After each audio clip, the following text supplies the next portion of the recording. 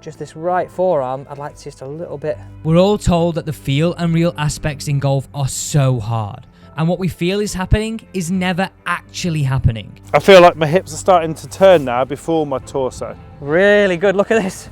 This is ace. So that's going to give me more launch as well, is it? More launch, more speed with less effort. And this is the case for Duncan, a subscriber. Let me show you exactly the changes he needed to stop swinging hard at the more golf speed ball. out of that. But I didn't swing any harder. Wow, you absolutely munched that one. I can feel I can release the club better with my body, that centred line behind the ball. For no extra distance. Now after making these changes, he started hitting it effortlessly longer. And well, there's quite a few other benefits too. Because that sternum's back, it's opened up everything here, so it's much easier to get through it and release. Right, so the first thing that I would say, Duncan, is I like the setup, apart from one factor, these forearms here. It looks like we're all a little bit in this direction. Yeah. So I'd like just to see, I like the shoulders are set with enough tilt, but it's like tilt here exaggerated rather than a little bit more in. Yeah. Okay, and I'd like just to see this right elbow sit a little bit closer so you could see a little bit of this left forearm. Okay. So for me, that's the only thing that I would say is up with our setup. So I love the fact we've got our shoulders pointing up, the grip's great, good ball position, but just this right forearm, I'd like to see just a little bit more tucked in. Okay. Okay. So slightly lower. Slightly lower, yeah. Left. And all that is, it's going to help us in terms of that takeaway, that feeling, have it set the right arm better. Okay. Same as the irons. Exactly that. It's gonna. If we start like this, we've got to go a long way to set it good. Yeah. If we set it a little more in, this can happen a lot easier. Okay. Yeah. But also, I think for me, it's going to help the path become a little bit more consistent. So let's take these to the backswing. We're right here to the top. Let's have a look at your club face. Nicely working, much more close to spine, and we're in a good position at the top. Now for me here, there's two things that I'd like to work on.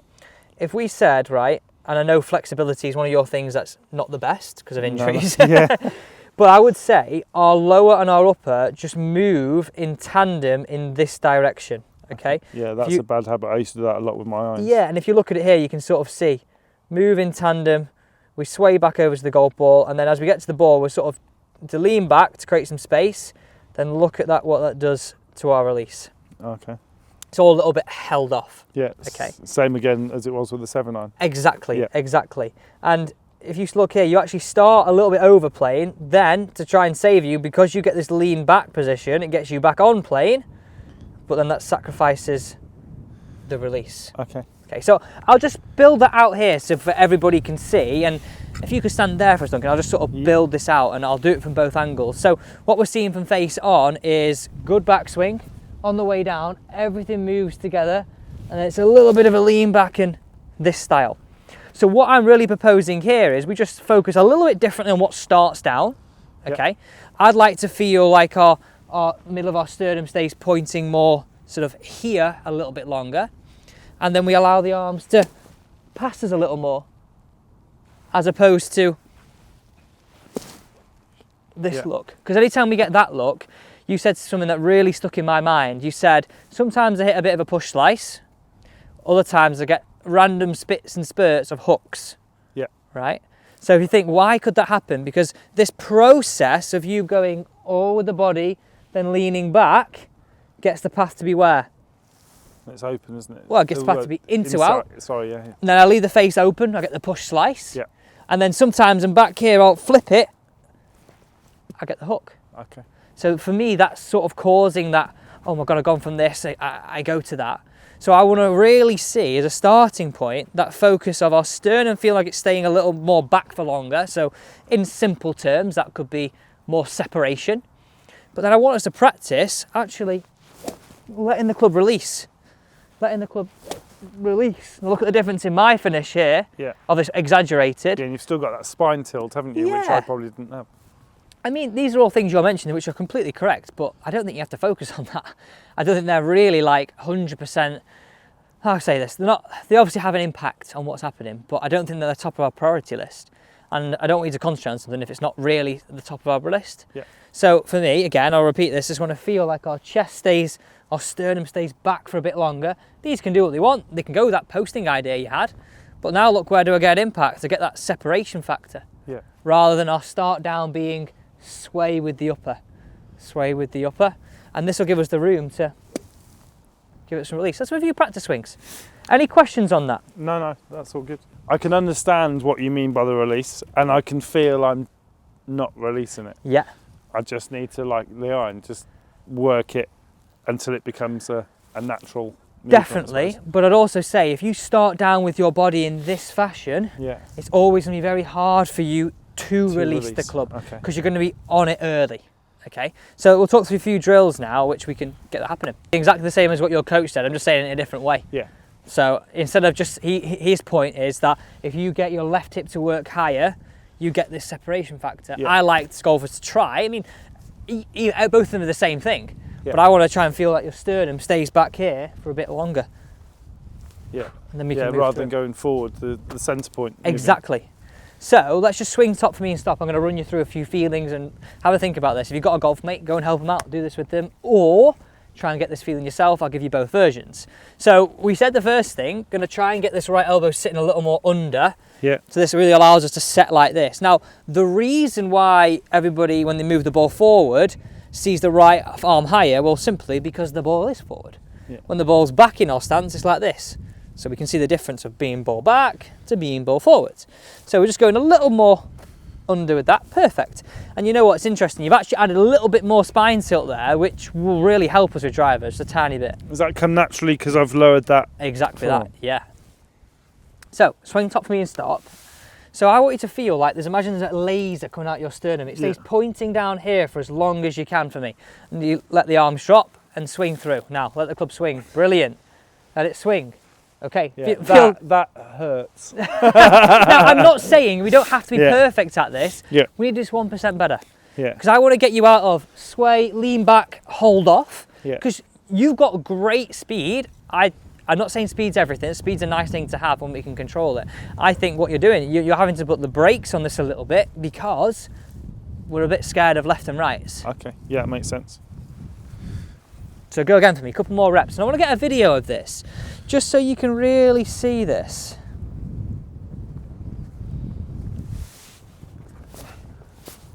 Good, letting it drop and let it swing past you. Brilliant. Oh. Now, don't at that point there, push off, let it go through. Yeah. Don't hang yourself back too much if it gives you some pain. We just need this a little bit better. What did that feel like? Different? Yeah, it did feel different. I feel like my hips are starting to turn now before my torso. Really good, look at this. This is ace. So everybody can see the screen here. So this is you now. Backswing the same, great. Now watch this downswing. Look at the difference in the release. And my head staying still and everything. Whereas before, your head and everything was moving like all together like this. Yeah, everything was going forward, wasn't it? Whereas watch that's gonna look at the release difference. That's gonna give me more launch as well, is it? More launch, more speed with, I don't hate saying this, but more speed with less effort. But yes, in essence, because you're on the ball early, or you can be poof. I always say, like, it sounds a really crude analogy. If I was to whip somebody with a towel, I'd be like this. Yeah. I wouldn't go like that. No. Because I wouldn't have much whip. Yeah. I've got to have this. And in your mind, it's feeling like I'm keeping the sternum back and letting the arms swing. Right, let's set a few shots. Let's have a go with it. This is all feelings. So try those feelings, that focus of, if there's a laser coming out your sternum, it pointing back there for as long as you can and letting it release rather than being on it. If you're a slicer, this is a great feeling for you too. Good setup. Oh, just a little bit off the toe, was that? Yeah. Yeah, I want you to go through your full routine. You said that was a big thing before. Beautiful launch, that. That was ace. That was much nicer. So there's a 101 club head speed, a little bit low spin, maybe top of the face, 235 carry in these conditions, and a 143.9 ball speed on that last particular shot. We launched that at 13 degrees, but if I just pull out a middle of the road one here that we hit before, a little bit less, a little bit lower launch, a little bit less carry. Yeah. So the only thing for me that actually stopped that being even further, that's the last shot we just hit, that one there, was the fact that I may be a little bit high in the face. Okay. Was it high in the face? Did it feel that way? Just came off a bit low I'm spin. not good enough to tell you. But what's great is we eked a little more speed out of that. I didn't swing any harder. Good. Like there was no, it was like the wedges earlier on, letting the club do the work and then not. And doesn't that feel liberating a little bit? Like, I want you to be a golfer, right? And this is what I say. When you're playing your best golf, you would come off the golf course and go, didn't even think about it today, I just played good. Yeah. Well, and for me, the reasons why golfers say that is that as they're coming into last parallel here, everything can just let it go. When you've got to think about it or change it or manipulate it, I call it like playing like, you know when you see the joust, not the jousting, the fighting you see in the Olympics? Yeah, the fencing. Fencing, that's the word I'm looking for. Couldn't think of the sport. But like one person is constantly reacting to the other. There's one person that's taking control, isn't it? Yeah. Well, at the minute, for me, you're playing fencing golf. You're having to react to what the previous ball flight was. Whereas I want you to get good setup, good takeaways with set of the irons and with the driver, a little bit more toe up feeling, but matching spine, and we get boof here. So at the point here, we're letting it go. We're not having to think about too much or if anything at all, because that's a dangerous thing to do. Right, let's go again. I really like that last shot, but I reckon we can get even more out of it. So on the screen here, that white one there is the last shot, and that is our longest. Wow, you absolutely munched that one. That was better. Got Not much draw either. 144 ball speed, 11.4 launch. Let's have a look at some of the numbers down here on the screen here. 2.6 spin. Here's our data in terms of these numbers. Maybe a little bit toe side. Yeah. Just to draw back. So hit up on it 0.7, 3 right, a little bit open face, so I'm suggesting it's a little bit off the toe. But I really like this and this and this and this. You've actually not swung that as quick as you were before. I was actually slower, but got a lot more out of it. It went well, didn't it? Getting the feel to keep my body almost behind the ball a bit. Okay. Where before, on those first shots, you could see it was an old habit and my whole body was going forward, and it looks horrendous. But it doesn't feel great either. And now I can feel I can release the club better with my body, that centred line behind the ball. You got a bit more space? Yeah. Okay, so I'm going to grab... It's all closed up before. Yeah, I mean, so pause that thought. I'm going to grab this because I think for everybody, this would be a really great thing for you just to point out where you feel like your sternum's pointing now as you're coming down. So if you imagine you standing there, so we can like put a reference point, you standing there for us. I'm not going to hit this straight away, and I know it's too close, but you just point on this circle where you feel as you start down, your sternum staying. Yeah, so I think it's here now. Okay. It's there. It's definitely behind the ball, where before I was definitely over the top of the ball, if not in front of it. It's definitely better. So if we imagine this circle is our golf swing, we're feeling it's almost back here for longer to give us the space to release. We'll take this away because you're far too tall for that. Right, let's hit a couple more. That last shot I really enjoyed because you just looked like you were letting it go. You know, now that you see Ernie Els, right? Yeah. Say Ernie Els because you're tall, but you just like Ernie, boof, effortless. Good setup, nice right arm. Oh dear. A little bit high in the face. Yeah. Now, I'm going to suggest something here. I think should we just tune a little bit lower? Yeah, yeah. I'm going to try one. Because we've had a few now which we've hit, I think, feel a little bit high in the face. Okay. I've got to go behind just because it's... Yeah, no, 100, go through your routine. Force of habit. But I would encourage you to do it on the range because it's what you do on the course, so try and get it as close as you can. Beautiful hit. Just needs to release that club. Yeah, I felt I held that then. How did that tee height feel? The tee height was good. Actually, yeah. I think just because of where you're delivering the club before, this lean back, it would always promote either, right, this is what, and it's interesting, all the things you said to me, you sent me to a couple of things. I got 2 tee heights were your words. Yeah. One that's like a little bit higher, yeah, and then you've got your other one which is lower. So when you have your lower one, you're allowed to do what? Lean on it more, because it's lower. When you tee up higher, you can afford to then lean back more. Okay. As a result of thinking like this, right? So this is what I'm trying to say. You had your slow tee height, all went, boof, hit down on it more. You can get away with it.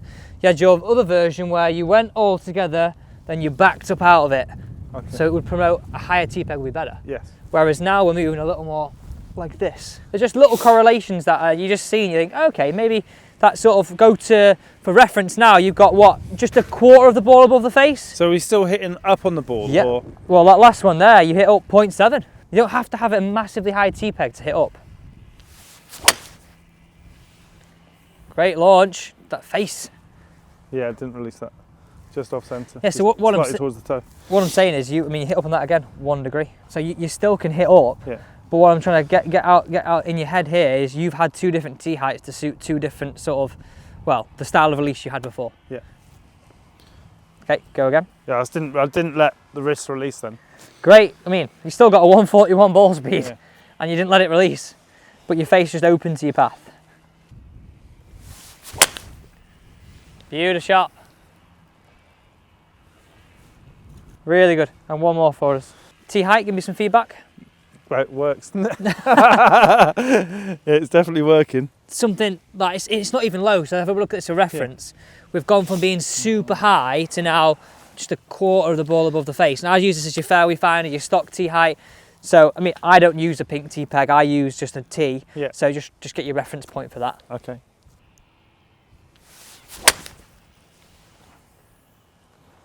Just a little bit overdrawn. Yeah, a little bit. So let's run through those feelings again. So jump on that tee peg for us there. So swing it up and stop. So nice and simple, just a little bit of a feeling. You use the reference point. That sternum feel, as you come down, it points more here for longer. So then, like you said on the video, you get your hips moving first. Yeah, and it is, I can feel, because that sternum's back, it's opened up everything here, so it's much easier to get through it and release. Where before I was covering it with my body, so it was almost impossible to release. Yeah, and the only way you covered it with your body, as you correctly said, and then to create some space, you did what? Yeah. You leant back and had this style. Yeah. Right, let's hit one more for good luck. Let's choose a decent ball here. Not that one. I'll let you choose it. So remember, these are all ideas. We're seeing a live lesson here, but think about how you can apply this to your game. So if you're someone who doesn't hit up on it, you hit slicers, these are all the things that I would definitely apply.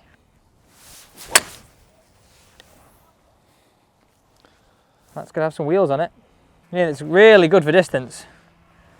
That's 249 in the air with a 142 ball speed.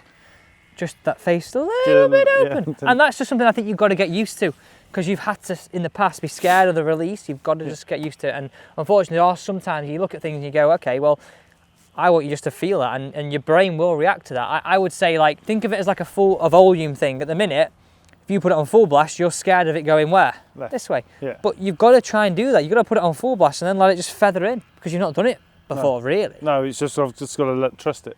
Exactly that. But thank you for watching.